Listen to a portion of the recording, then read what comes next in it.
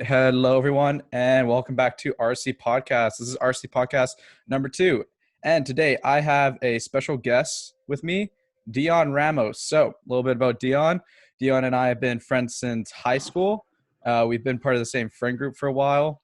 And yeah, tell them a bit about yourself, Deion. So what's up, guys? I'm Dion. I've been friends with Ryan since high school. Right now, obviously, we're still friends.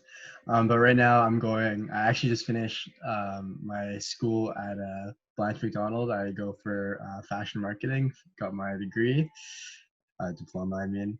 So yeah, and now I'm just working at Aritzia full time, making some money and enjoying life, I guess. Yeah. Yeah. So, a little bit about how Dion and I met. Dion, I don't know if you remember this, but we kind of started becoming friends through basketball, and Oh yeah. we started talking a bit about faith because I think it was like Hmm. you heard me singing "Jesus is my superhero," and then Something like that. wanted to talk to me about faith and how we kind of both went on this journey with our faith through high school and how that brought us closer together. It Yeah, was really so me and Ryan were actually both on the grade 8 basketball team or grade 9? This was grade 9 Grade at the 8. time. Yeah, grade 9 basketball team. And then we both weren't the star players, so we were just benched most of the time. Actually, pretty much all the time we are just Most benched of the until like time, yeah. the last 30 seconds of the game they put us in. And then yeah, honestly, that's how we became friends. Like we were just benched all the time. So it's like I remember hearing Ryan talk about his faith once, and I was at this point in my life, I was kind of my uncle went through some faith reconstruction, so I was like, you know what, I'm gonna just see what it's about. So I talked to Ryan. That's how we became friends. Talk about our faith and what he believes in, and like talk about my beliefs. And I asked him, how I can start getting into that kind of stuff. And yeah, that's how we became friends. It was pretty funny, but it was Yeah, it good. was. I loved our talks all the time during like lunchtime, just like opening up. That was great. But what was cool Yeah. is some of that led to the creation of our friend group in high school. And something we always talk about is how different our experience was from other people, how lucky we were to have the friend group that we had. And there's just like a few things that are really different with our group that really kept us close and had us or gave us this unique experience. And one thing was we weren't really defined by any common interest. Like we had common interests, but we weren't defined like, oh, we all played the same sport, or oh, we all read these comic books or anything like that. We all just had these different interests, which was really cool. But I do remember there were a few things that we all did together. One of them was definitely gaming. So, Dion, what are some of your favorite memories just with gaming? Because gaming is a really great way for you to stay connected with friends, even when you're not together. Yeah. I mean, yeah, honestly, like I always say that like our friend group it shouldn't work. Like we're all pretty different. We're actually all really different. So it's like our friend group shouldn't work. But yeah, with Ryan said, like a lot of stuff that we do have in common, it does work so well. One of the things is definitely gaming. So I think it started off with Minecraft. So our friend group, I guess, is like it was me, Colin, all those guys. But before Ryan like became part of the friend group, it was me, Jason, Anthony, Colin just playing Minecraft in elementary school, and we were like grinding that out like nonstop every single day, like stay home from school pretending to be sick because you want to play Minecraft, like that kind of thing. So Minecraft was already a huge part of our lives. And then when we found out that Ryan plays Minecraft, it kind of just set up a whole nother world. So we got another server started, we got another faction going, and we got Ryan into the mix, we got Craig into the mix, then we got Alex into the mix, and then now we're all playing Minecraft. And then after the Minecraft phase is over, we moved on to Smite.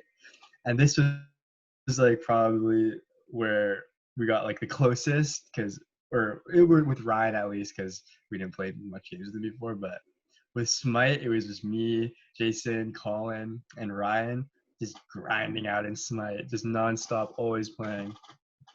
And like, yeah, that's one of the main things because even to this day, we still play games with each other a lot. So, I mean, yeah, even if you're not the Yeah. best at it. Yeah, I mean, gaming really kind of brought us together because you know, even though we weren't at each other's houses, we could still talk with each other. We could still hang out while playing. I remember when you guys first brought me onto the Minecraft server, you guys just kind of killed me. You created Mm, that trap where yeah. like you're like, Ryan, come over here, come over here. I'm like, okay, what's going on? You guys just dropped me into a pit and killed me. Yeah, that's you got to do that kind of stuff. You have You got to. to show them. You got to show them the dominance. Yeah. But even, yeah, like you said, even now today, we're still gaming together. With COVID-19, we all started Oh up another yeah, Minecraft especially. server Yeah. together. We're all hanging out. Do you remember, though, a few years ago when we made our first Minecraft server and everything kind of just went downhill where we Oh made a my, secret? yeah. Where I was, my heart broke. So I'll tell you a story. So You tell the story. You tell the we had story. a Minecraft server. It was just a friend group, just our own personal Minecraft server. Everything was going great. I see. Okay, so I'm the guy that always wants to have a medieval village. Like I want to have the best village. Like I want to make the sickest like medieval village that people have ever seen. So I made this crazy medieval village. I had taverns. You know, I had a whole village. I had roads going. Like so good. And then one day, it just all went downhill. My whole village was getting griefed. I was getting lit on fire. There's TNT creepers. And I was just heartbroken. I was so choked. You know, I blocked a lot of stuff out from that day, so I don't remember all of it. So Ryan, you might have to I talk mean, about it because I don't remember all of it. I remember you kind of just went on an emotional rampage because I don't know why, but you were given creative mode. So you just started flying Mm. around, burning everyone's stuff down, everybody's No, I forts, everyone's didn't. village. Yeah, Nah, you there's no did. way. There's no You way. had TNT, you're blowing everything up. Why? You were just like so sad because you thought Oh that was yeah, the because end of our friend group. yeah, I was choked. Like I was pissed. I spent so much time on that server, so obviously I would be mad. Yeah. I think But they had a save though, so we could go back and oh we yeah, that's why we did it. Yeah, but yeah. then we ended up not playing after that. Yeah. Yeah. Another thing that our friend group loved to do though is we love to go on like late night adventures, or just something really fun. So we would go out like 1 a.m., 2 a.m. with our bikes and try and sneak out without telling our parents. If they're listening now, yeah, we did that. But we would just go Right. on bike rides to all kinds of different places around the city, to different parks where we just hung out, which was also something that really brought us close together. I don't know if you like want to talk anything about that. Yeah, I mean, there's definitely some stuff that we cannot talk about, but the stuff that we can talk about, like I don't know, there's something about being a teenager with your friends and going out like super Hmm. late. There's something about that, even though it's like it's cool, but at the same time it's like lame that you think it's cool. Yeah. It's like it kind of just brings you guys just brings whoever you're with closer together because it's like it feels like it's something that you're not supposed to be doing. But if you're there with like people that you trust and that you're really friends with, you can kind of like you can kind of let your guard down in those situations because no one else is there but your friends, and you kind of this is when you kind of have like the talks that are like really Hmm. deep and insightful about your friends. That's what I've noticed from it, and obviously having fun. Yeah. Another thing that kind of brought our group together was nerd culture. I don't know if you Hmm. like to talk about that at all. I mean, like, what about nerd culture? I mean, it's just like funny how we would always go to the movies, watching the Oh latest yeah, Marvel yeah, film, the latest Star Wars film, and we after the movie, we wouldn't go home. We'd go to like a McDonald's and talk for like an hour, just our thoughts on the movie, everything that it brought up, some of the yeah. things that we felt like it meant, and some of the Hmm. ways that they can move on for sequels.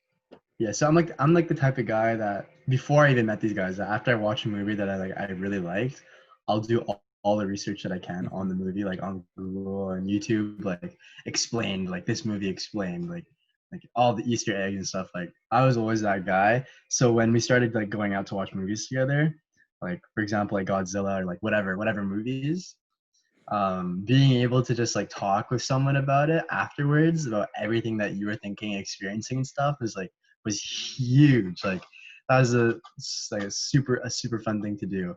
um Well, yeah, like you said, I mean, we would bring everything up to, like, for example, for when we talk about Marvel films, we would bring everything up from some comics that we read about, some plot lines, and see how they brought them into the film. We talked about some theories about what would go on next, and it was really cool just talking with each other and actually seeing some of these things come to fruition. Like, I remember you going off about Skrulls and Secret Invasion, and then having that show up in Captain Marvel. Yeah.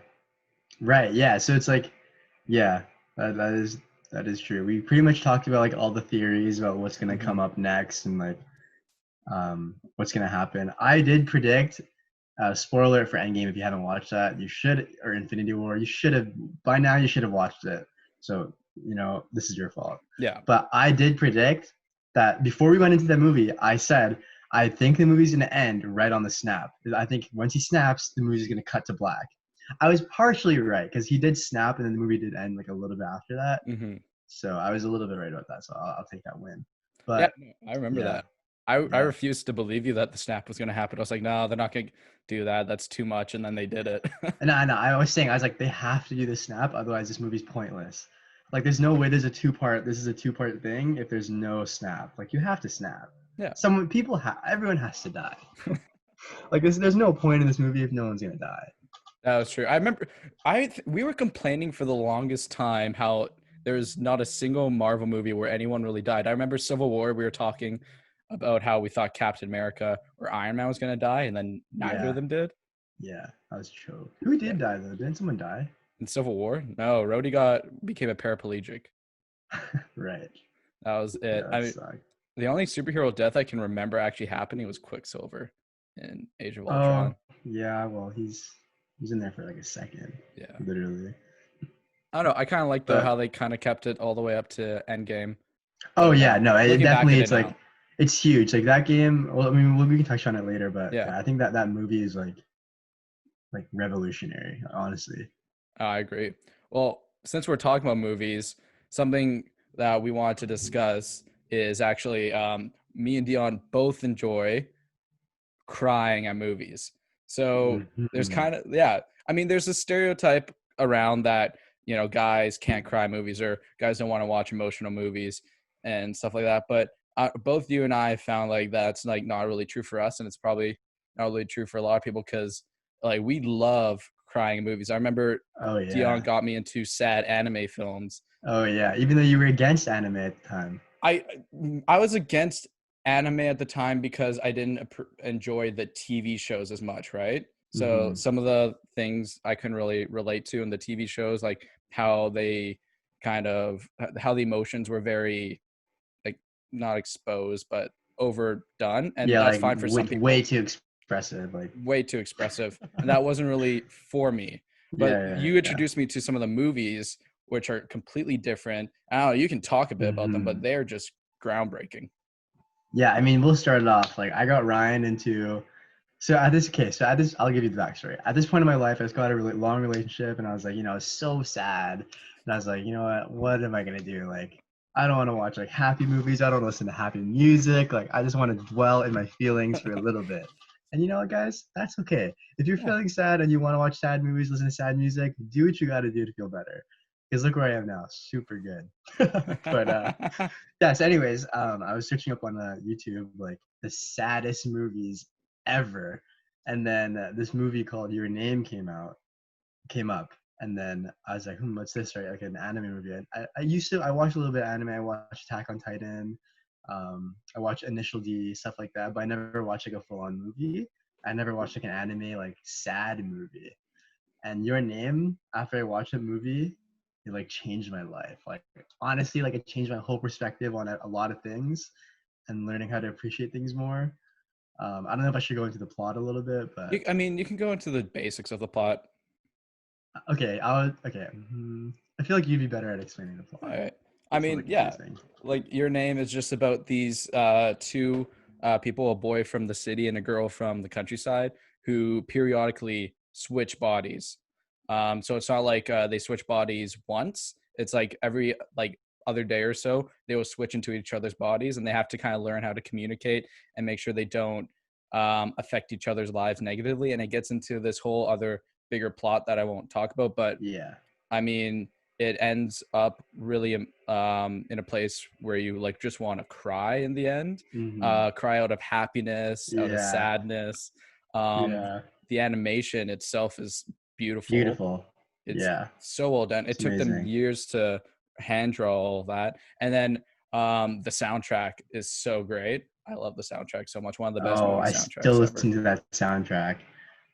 I Yeah. do too. There's a lot to that movie. Yeah, there's so much to that movie that we just Hmm. can't talk about because if we Yeah. talk about it, it's kind of going to spoil the movie. So it's way more than like a body swapping movie. It's so much more than that. You just have to watch it and just you'll it's going to change your life. I'm telling you Yeah. right now. But those kinds of like your name kind of led us on to a path where we just kept on watching sad anime films. And one of the Mm, ones you introduced me to, which is so unique, is A Silent Voice. yeah, that one was. This one is more of like a depressing one. This one is actually sad. Mm. Like the last, so your name is kind of more like a romantic kind of sadness, but this one is just kind of like depressing, sad. Like so, oh man, so the basic plot of this one is that there's this guy. He used to be a bully in elementary school. I guess in primary school. It takes place in Japan. I don't know how it works out there, but he used to bully this deaf girl, I believe. She's deaf. Yeah. Yeah, so this girl, she's deaf, and he just kept bullying her nonstop. And then time passes. He's in um, high school, and then he just becomes super um, to himself in high school. He's not the bully anymore. He's not a bully. He's just kind of he's depressed. He's pretty much just super sad, and and then he meets the girl that he bullied again, right? And then yeah, from there everything just kind of lifts off. And I don't want to explain too much more, but it's really emotional. It's really Yeah. sad. He's pretty much just trying to get apologize to her for how he treated her back in the day. Yeah. He's And trying to find redemption. yeah, exactly, Yeah. exactly. He's trying to find redemption. He's trying to redeem himself. Yeah. And one thing I just love about this film is it doesn't center around the victim, but it centers around the bully, because it allows us to kind of empathize with the bully, not justifying what the bully's been doing, but empathize and see how people can change in life. Right. So Yeah. if you start watching this film and you click away after 10 minutes, you will come out of the movie, those 10 minutes, resenting the bully. But if you stick around throughout the rest of the film, you kind of see what's going on through his mind. You see the regret, you see the need for him to try and redeem himself, and all the struggles that he's going through in life to open up to people because he's not able to, which is Mhm. something that's so beautiful that isn't really done that often, because of course people are able to connect more with the victim in a film, which is why the movie usually centers around a victim. But this one, it just goes even further, and it kind of shows you how complicated people can be, which is something I Yeah, love. definitely makes you think. Hmm. Definitely makes you think. Yeah. Now, what your one of your favorite movies, which I still haven't watched yet, but you keep hyping up that it's a cry fest, is Her. So, like, why don't you Okay, tell us a little bit why? so I keep telling Ryan to watch this movie, Her. It's not on This is Netflix, like, so I can't see it for free. So, you can see it for free, but um, Ryan doesn't want to go through that stuff. But hey, whatever. Anyways, so this movie is my favorite movie of all time. Honestly, I think I can say that confidently. mhm. Enough. I maybe like top three actually. But it's so again, it's like sad, but it's also happy. It's like it's a love story, but it's not like a traditional love story. I actually for my in school in fashion school, I did a costuming course, and then for movies and film and stuff, and I actually did one of my projects on this movie because the stylizing in this movie is amazing. Like the way they style it, the way they built their world up is like so unique. But the basic rundown of this movie is that so it stars Joaquin Phoenix, you know him from The Joker, one of the greatest actors of our freaking time period ever. Um, so this is the plot is so Joaquin Phoenix plays Theodore. He's a sensitive and lonely man who works as someone who writes like kind of like love letters for others. This takes place in the future, and he's left heartbroken after his marriage comes to an end. And then Theodore becomes fascinated with this operating system, which is just like an AI that lives in his phone, lives in his computer. lives in his ear. It's a piece of technology that follows him everywhere. And this AI is played by Scarlett Johansson, one of the greatest voices of our lifetime. Yeah, and then they quickly form a friendship and a bond, but then it slowly turns into something more. And pretty much, long story short, he falls in love with an AI. But honestly, by the end of it, you don't even know. It's like it's crazy to think about if it's possible to fall in love with artificial intelligence, with Yeah. something with no soul, right?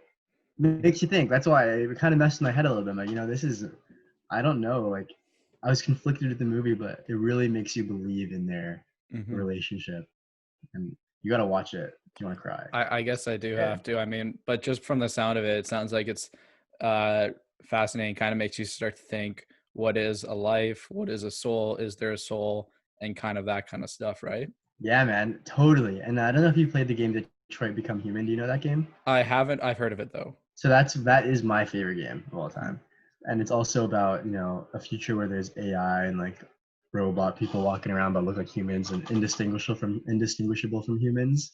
Yeah, man, I don't know. It definitely makes you think because before I watched that movie and played that game, I was super like, you know what, you can never fall in love with an AI. Like that's not real love. Like You they're never all fall in just, love with Siri? yeah, dude, you can't. Alexa, no way. Oh. It's all just programming. They're all just saying what you want. Like there's no real emotion behind it.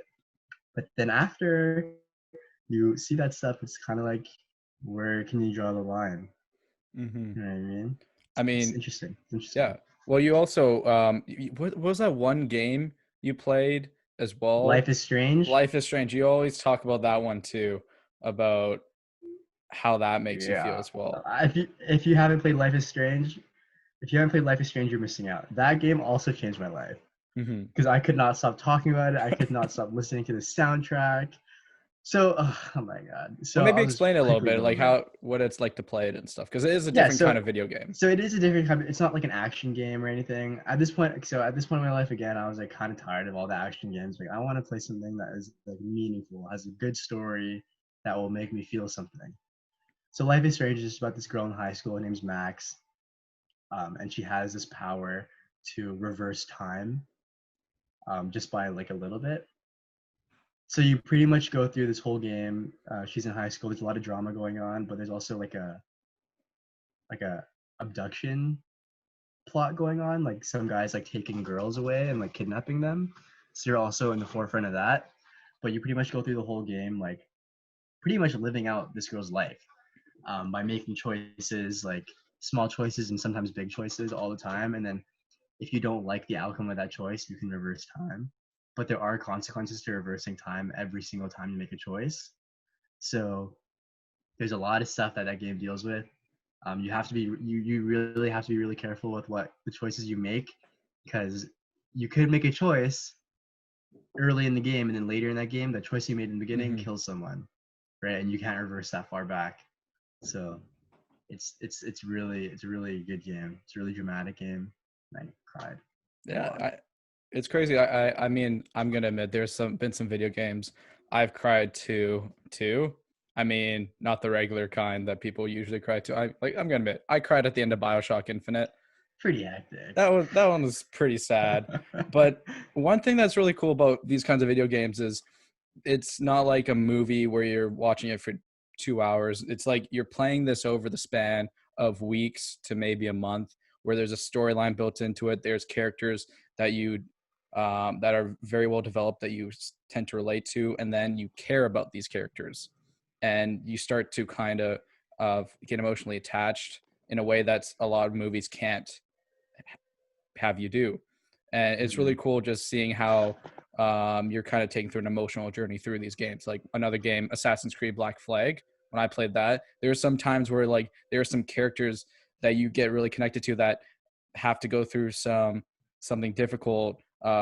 Could be a loss of life. It could be something tragic happened in their lives, and you're just like you're feeling attached to them. You're feeling what they're feeling. You're able to empathize with them. which is something that's just really cool that you don't really expect in video games. You expect just to have fun. There's some violence involved and stuff like that, but it's really cool. Video games can also have that emotional impact on you.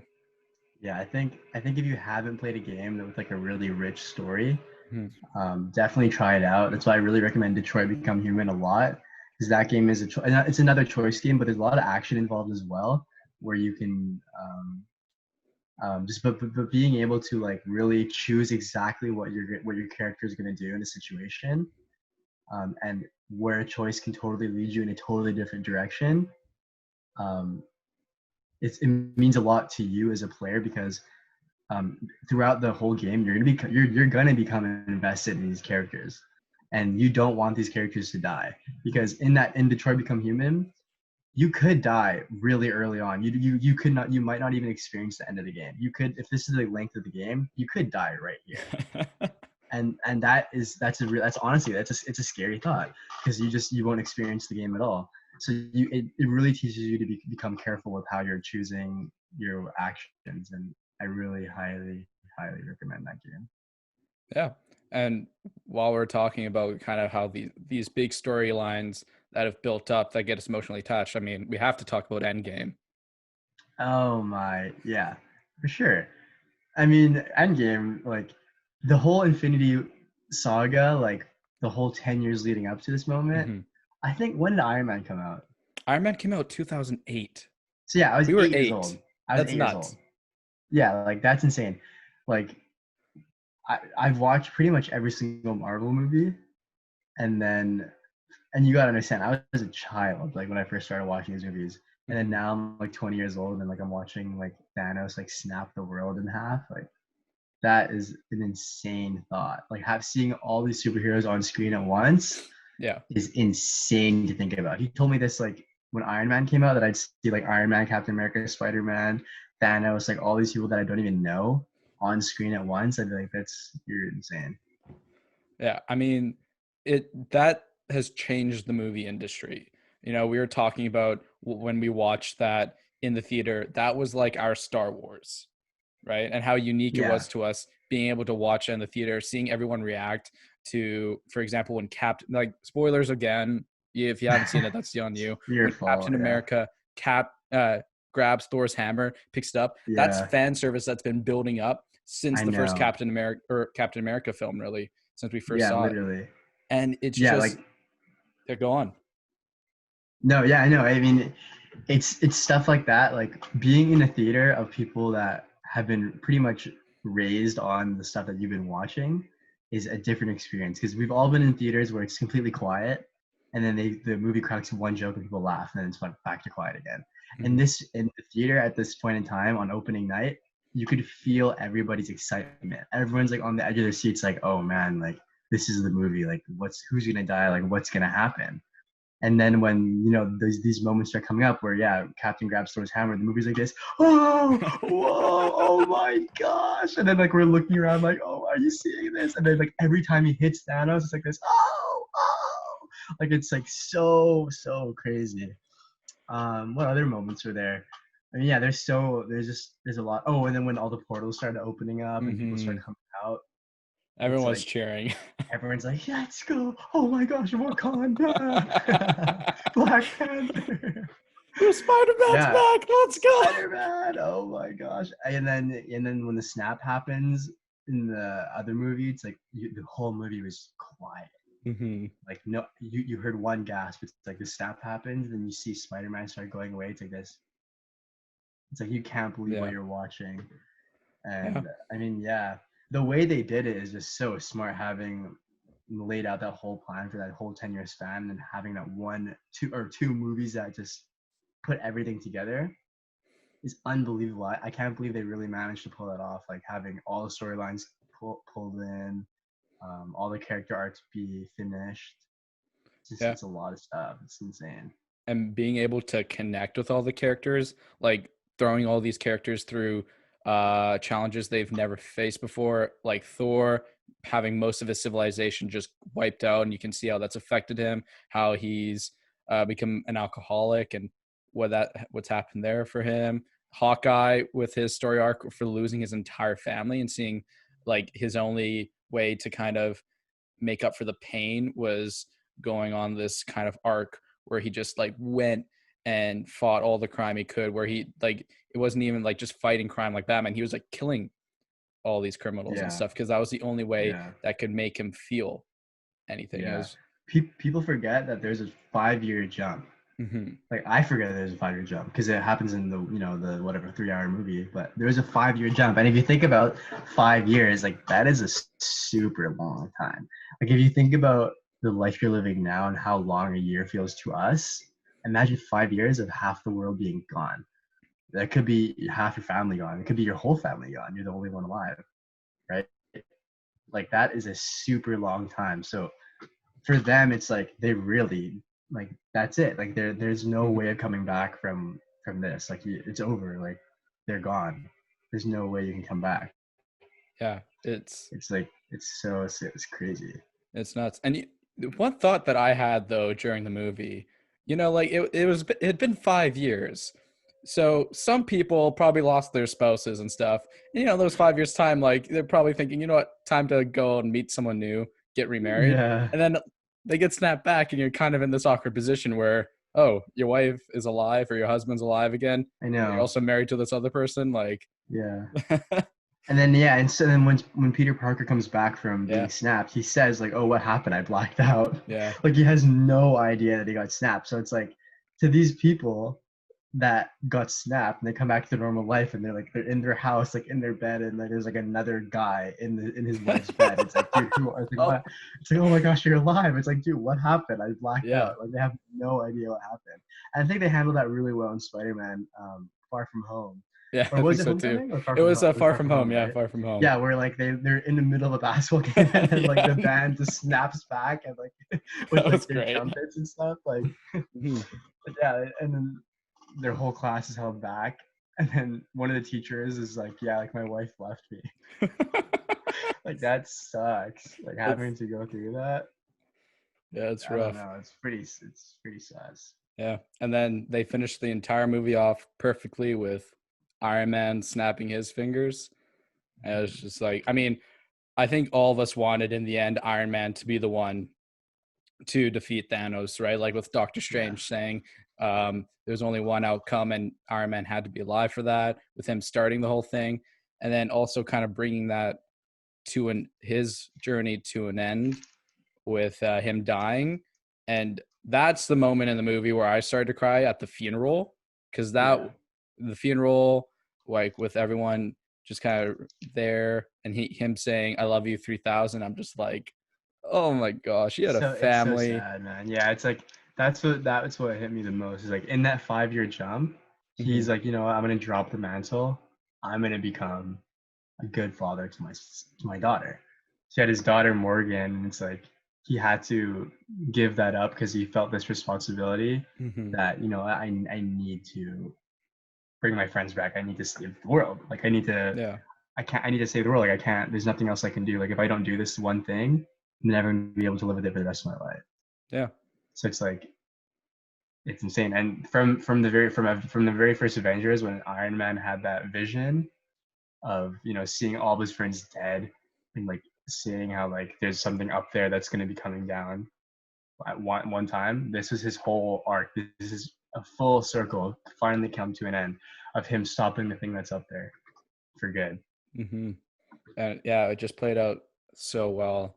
And I mean, the entire end of the movie, I'm just so sad. Like with Morgan saying, with Happy saying, "What do you want?" and she's just like cheeseburger and stuff. And that's just like a call back to the first Iron Man, when Tony, Yeah, the first thing he wanted when he got back from the Middle East was a cheeseburger. And like yeah. so many of these callbacks just like get you so emotional, and that's just a sign of a movie well done, a franchise well done. I mean, if you look at Justice League, like uh, I had, you know what, DC they have great superheroes. Like they have fantastic superheroes, but you cannot. This sounded like you can't rush a Justice League yeah. movie. Like the reason why Avengers work is because most of the heroes in that movie had their own solo film. Hmm. You had Thor, you had Captain America, you had Iron Man, you had Hulk, which kind of was a thing. I don't even know Um, really much yeah, about. but I mean, Black Widow was in Iron Man, right? So Hmm. it's like it was fine. So we kind of already had the backstory on these heroes, and we already had a little bit of investment in these heroes. So when Avengers came, it was like, okay, like this is like the sickest thing I've ever seen. But then with Justice League, they try to pass all the origin stories, and like, yeah, here we go, Justice League, Yeah. love it, and it sucked. Like it was Uh, not good, like not no, good at all. It's no, like, there's not a lot of character attachment in that yeah, film. I think they did an all yeah. right job maybe with Flash, getting Well, us yeah, to. I liked Flash. I like Flash too. If he had his own solo movie before this, it would be way better still. What I heard they're doing though is that they're gonna do Flash. The Flash movie for him is still in Hmm. development. But I think they're gonna do Flashpoint And then because with restart the whole. Robert Pattinson's Batman right now, Yeah. the studio is saying they really like his Batman, and from the looks of it, his Batman's gonna be really good. Hmm. So I think what they're just gonna restart the whole universe and then have Robert Pattinson take over because obviously Ben Affleck, he's not in the role anymore. Yeah. He's confirmed that he's done with it. So this is the only way I see them going forward. But I am really excited for that Batman movie. Hmm. I think it's gonna be really good. Yeah. Yeah, they kind of need a restart. And yeah, it's just so cool how I guess like two of our favorite things, one being just like a little bit of nerd culture with Marvel and superheroes and everything come together with our love for movies that really just kind of reach out for your emotions and grab it and are able to make you feel different things. I think that like just once again with Endgame, great culmination. Yeah, I mean, it's awesome. I Mhm. do think though, when do you think like the next like big? Who do you think the next big bad person is gonna be? Well, with Fantastic Four now owned, I was thinking possibly Galactus. Yeah, people are saying that too. Yeah. Yeah. I hope they make a good Fantastic Four movie. John Krasinski as Mr. Fantastic would be ideal. Oh, I think they have to. Yeah, so Like many people want that there's already. no other way. Yeah. I think it could be Galactus, but I also think it could be Kang. Kang the Conqueror. Hmm. I don't know if you know it. Do you know him? Yeah. I haven't read about him as much as Galactus, but yeah. Yes, he's pretty much like a time traveler, like a Hmm. conqueror time traveler. But Yeah. what makes him, I think, why it could work really well is because they did say that they're trying to make a Young Avengers movie, Hmm.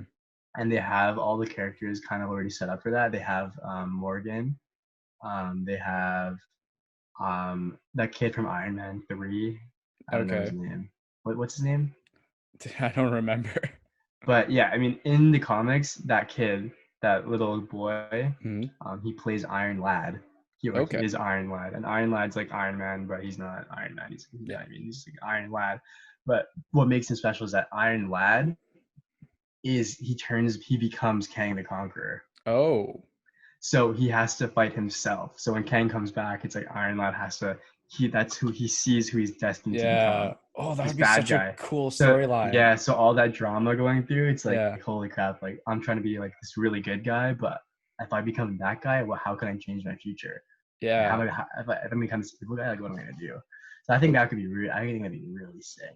Okay, yeah, that would be awesome to see. They have a lot of potential. There's so many villains that they still haven't used yet that Yeah, they can bring in. I mean, they could bring in Doctor Doom and actually do a good Doctor Doom yeah. as well. Yeah. Hmm. I mean, yeah, I guess this is probably like where we end the movie talk. We've been talking about movies for so much. I hope people got a lot of insight on some really awesome films, but also like some great insight on like what's to come for something of these things like the Marvel universe.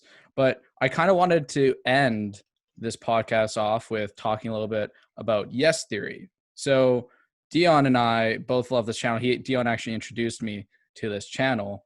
I did. Um, and it was really cool because as soon as Dion introduced me to this channel, I kind of saw Dion living life a little bit differently, looking at just how to live the most of his life. And Dion, you can kind of talk about this to begin with Yes I Theory. mean, yeah, I mean, I can't really mention what Ryan saw in me, but I know Hmm. what I did to try and improve myself. So, I mean, yeah, I stumbled upon this channel yesterday. I'm sure a lot of you know it, where it's like um, they pretty much, their theory on life is that never really say no, Hmm. just to always say yes, because if you say yes, it opens so many different doors and leads you to so many different experiences. Um, And then I really resonated with that tagline. And then after watching all their videos and seeing like what kind of crazy situations they can get themselves into just by saying yes, really inspired me a lot. So after I watched a lot of their videos, I was like, you know what? I think Ryan would really like this. So I put Ryan on, like, hey, you should really check these guys out. Like, I think you'll really resonate with their message. Um, and of course it did. Ryan's Mhm. repping seat discomfort all the time. Like you don't see him in anything else.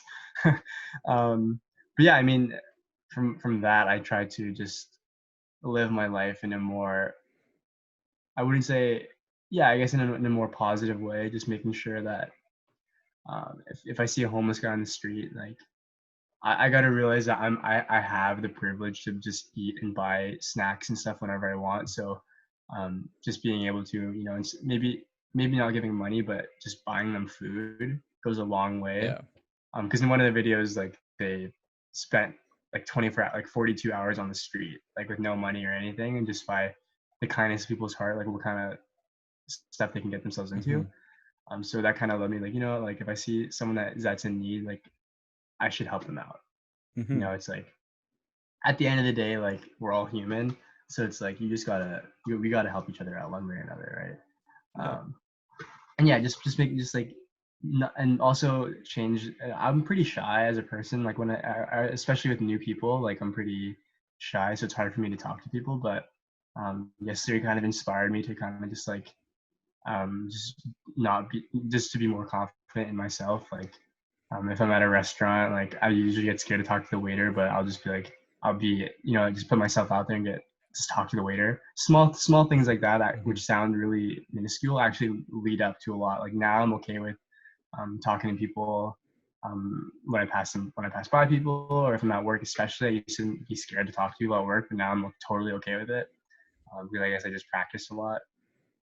But and it's the small stuff like that that really affect your life in a huge way, in a huge positive manner.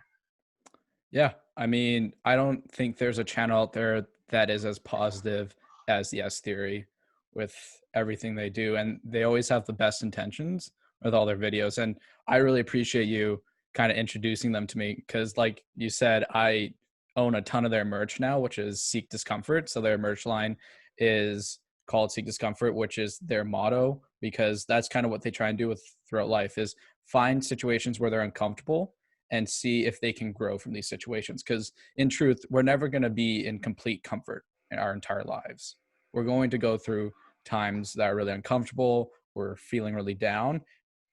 So if we put ourselves into more of those situations, then we can grow and we can conquer them more easily, which I just really love the message. So I bought like a ton of their merch and everything. But yeah, they do all kinds of videos where they have you kind of empathize with people going through rough times, where they redecked an entire person's house. And this person's house was like, well, this person, like, she just did a lot for her community. So they wanted to give back and redecorate her entire house and everything. They do stuff where they will order a pizza and then they'll talk to the pizza delivery guy like, hey, what's one place you've always wanted to go to in your life? We want to buy you a ticket and go with you and take you there because, people who work in the delivery business don't always have the funds to do that. So we want to show you our appreciation for that. And stuff like that just really brings you up. And especially during these times, right, where with coronavirus, with kind of what's been going on in the news lately with racism and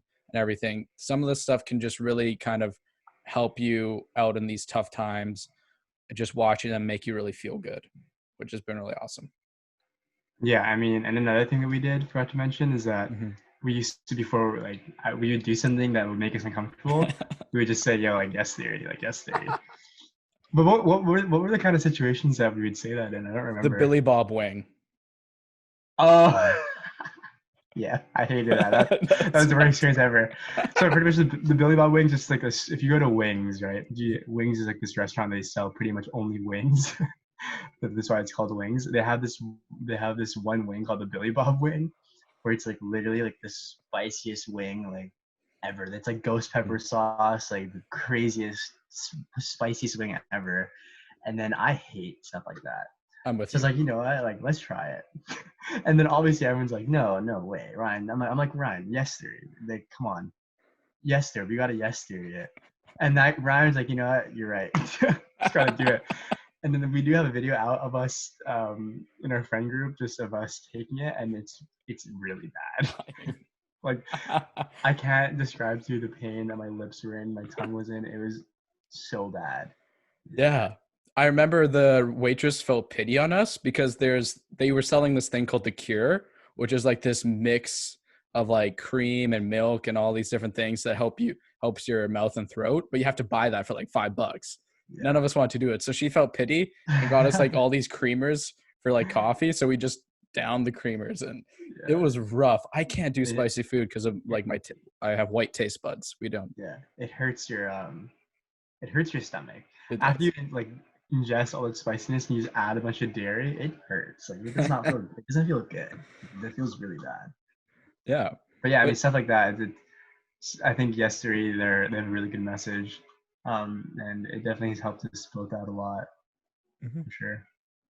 Yeah. So if there's one thing you've learned from this podcast, it's make sure you game with your friends to stay connected, watch sad movies, because they're just a really great way to get into your emotional side, and then watch Yes Theory videos because they're just really awesome positive videos that can really not only just positively affect your own life, but positively affect other lives. Yeah. Well said. Mm-hmm. Well, thank you, Deion, for showing up on my second podcast.